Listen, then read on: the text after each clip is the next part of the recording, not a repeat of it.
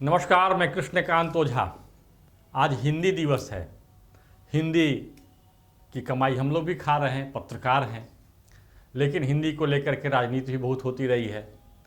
हिंदी को पिछड़ों की भाषा, अज्ञानियों की भाषा, अवैज्ञानिक भाषा, इस प्रकार के कह करके हिंदी के विस्तार, हिंदी के प्रभाव को रोकने का भी प्रयास किया गया। जबकि भारत की स्वतंत्रता की लड़ाई जब लड़ी गई थी तो हिंदी यहाँ की मिट्टी की भाषा थी और हिंदी के माध्यम से जो अभियान चले थे उससे जन चेतना जागृत हुआ था। और इसका परिणाम यह हुआ कि यहाँ से अंग्रेजों को बढ़िया बिस्तर बांध करके जाना पड़ा था। लेकिन इसके बावजूद हिंदी आज भी जिस रूप में होनी चाहिए थी, इसकी जिस रूप में प्रभाव होना चाहिए था, जिस रूप में इसकी एक्सेसिबिलिटी होनी चाहिए थी, ये शायद नहीं है। क्यों नहीं है? अब हिंदी को लेकर के बहुत दिनों तक जब हम लोग पढ़ते थे तो कहा जाता था कि यदि विज्ञान पढ़ना है तो अंग्रेजी में पढ़ो, यदि तुम्हें अच्छा वकील बनना है, लॉयर बनना है हाई कोर्ट में, सुप्रीम कोर्ट में, तो अंग्रेजी अच्छी होनी चाहिए।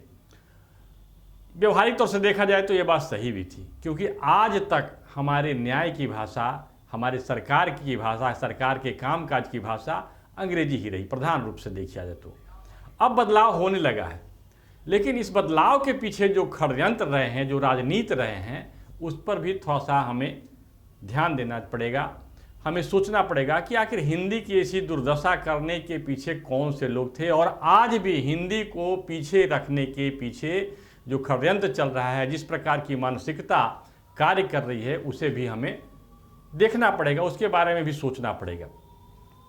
अब देखिए, हिंदी के बारे में या भाषा के बारे में हमारे यहाँ भारत की अपनी चिंतन रही है। हम कबीर का नाम लें, हम तुलसी का नाम लें। कबीर साहब ने कहा है कि जो शब्द होते हैं वही भाषा के मूल आधार होते हैं। और शब्द के बारे में उन्होंने कहा है कि शब्द शब्द सब जगत बखाना, शब्द भेद नहीं पावा हो, बिन सदगुरु कोई नहीं पहचाना, मिथ्या जन्म गंवाया हो। मतलब शब्द जो है उसके पहचानने के लिए, उसके सामर्थ्य को पहचानने के लिए आपको सदगुरु के पास जाना पड़ेगा। ऐसा सदगुरु जो व्यवहारिक जीवन जीता हो, ऐसा सदगुरु जो प्रकृति के सानिध्य में रहता हो, जो समाज के सानिध्य में रहता हो, कबीर की परंपरा के लोग। और कबीर कहते भी क्या हैं कि परा जो मूलाधार में जो शब्द है, भाषा का जो मूल आधार है, जो भाषा का जो मूल आधार है शब्द, वो परा जो मूलाधार में हृदय में पश्यंत, कंठ में है मध्यमा मुख बैखरी अंत। मतलब मुंह से जो शब्द बाहर निकलते हैं और प्रभाव डालते हैं, संवाद कायम करता है, तो वो शब्द की उत्पत्ति कैसे हुए? मनुष्य के जो मूलाधार है वहाँ से शब्द की उत्पत्ति होती है, और हृदय से होते हुए वो मुख के माध्यम से बाहर आता है शब्द, और वो अपना प्रभाव डालता है। तो इतना बड़ा वैज्ञानिक चिंतन भारत में है, और इतने बड़े वैज्ञानिक चिंतन के आधार पर जो भाषा है, इसका प्रवाह आगे बढ़ता हो, तो उसे अवैज्ञानिक आप कैसे कह सकते हैं? भारतीय चिंतन परंपरा में भाषा और साहित्य को अलग करके देखा गया है। भाषा को कहा गया है कि यह अपार ऊर्जा है, यह परमात्मा की शक्ति है, और शब्द को ब्रह्म भी कहा गया है। लेकिन भाषा रूपी ऊर्जा का उपयोग कैसे करते हैं? तो भाषा रूपी ऊर्जा का उपयोग करने के लिए साहित्य नामक उपकरण होता है। साहित्य क्या है? अखबार, कथा कहानी, ग्रंथ, पुस्तकें।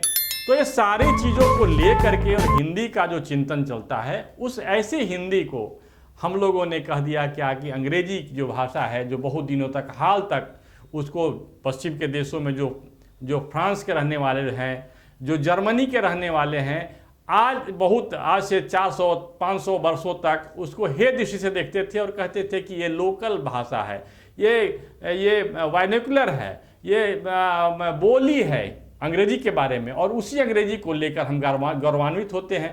और ऐसी भाषा जो हमारी मिट्टी से, हमारी संस्कृति से, हमारी प्रकृति से प्रकट हुई है, और उस भाषा को हम तिरस्कृत करते रहे हैं। भारत के संदर्भ में कहा जाता है कि उत्तर में हिमालय से लेकर दक्षिण में समुद्र पर्यंत जो भी भूभाग है वह भारत का भूभाग है, और इसमें जो है प्रकृति प्रधान है। प्रकृति बदलती रहती है। कहा जाता है कोस कोस पर भाषा पानी का बदलाव होता है, पानी की प्रकृति बदलती है, पानी का जो कॉम्बिनेशन है, जो उसका जो स्वाद है वो बदलता है। उसी प्रकार से प्रकृति भाषा को गढ़ती चल जाती है, और उसका प्रभाव, और उन सारे भारत की प्रकृति को समाहित किसने किया? तो हिंदी ने। हिंदी बहुत प्राचीन भाषा नहीं है, लेकिन इसकी उत्पत्ति निस्संदेह, अब रिसर्च भी हो रहे हैं, संस्कृत से हुई है।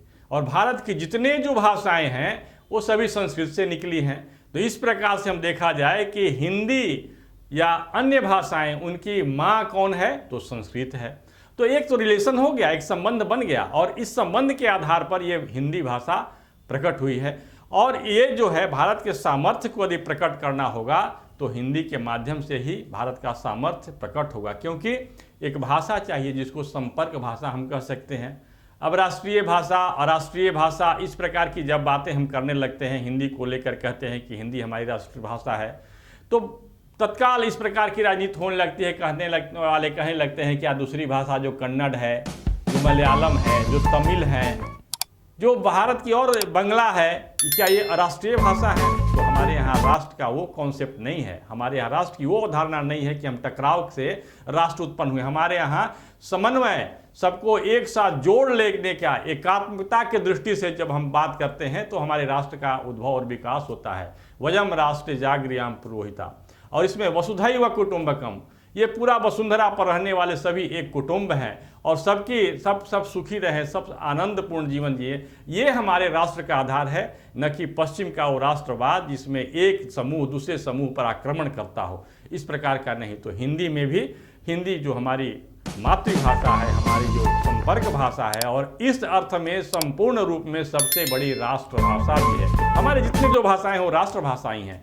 क्योंकि राष्ट्र का अर्थ हमारा जो है संपूर्ण भारत है, अखंड भारत है। और इस हिंदी में देखेंगे तो अखंड भारत के अस्तित्व को, इसके मर्यादा को, इसके गरिमा को, इसके गौरव को प्रतिबिंबित करने की क्षमता है। तो हम हिंदी दिवस पर इस रूप में हिंदी को देखें और इसके सामर्थ्य को पुनर्स्थापित करने, स्थापित करने का हम प्रयास करें, ताकि हमारा जो संपूर्ण भारत है इसके गौरवशाली अतीत को फिर से हम स्थापित कर सकें। और इसी में हम सबका कल्याण है। आज बस इतना ही। नमस्कार।